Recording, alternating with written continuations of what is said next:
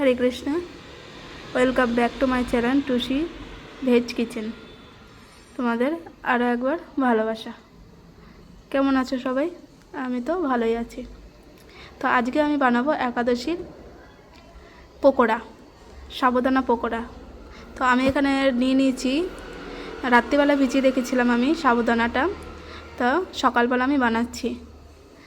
আর ওখানে আমি কিছুটা আলু নিয়ে নিয়েছি। আলুর ভাগটা বেশি রাখলেও কোনো অসুবিধা নেই। আমার কাছে 4টে আলু ছিল ছোট ছোট, আমি সেটাই সিদ্ধ করে নিয়েছি। আর ওখানে আমি নিয়ে নিয়েছি শুকনো বাদাম, আর নিয়েছি আদা, লঙ্কা কুচি, জিরে পাউডার, লবণ আর ধনেপাতা।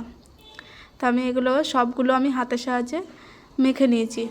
মেখে আমি গোল গোল করে রাউন্ড শেপে আমি বড়াগুলো বানিয়ে নেব।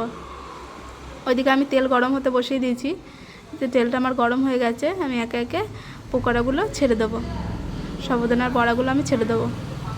তেলটা একটু ফাস্টই রাখতে হবে, কেননা স্লো করলে সাবুদানার ভেতরে একদম তেল ঢুকে যায় আর ভালো লাগে না খেতে।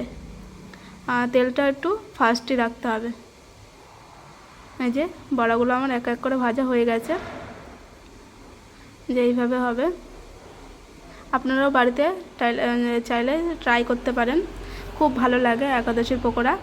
আর সাথে নারকেলের চাটনি, আপনারা যদি চান নারকেলের চাটনির রেসিপি, তাহলে আমি অবশ্যই শেয়ার করব। চলো আজকের মতো এখানেই টাটা করছি। ভালো লাগলে like, comment, share and subscribe.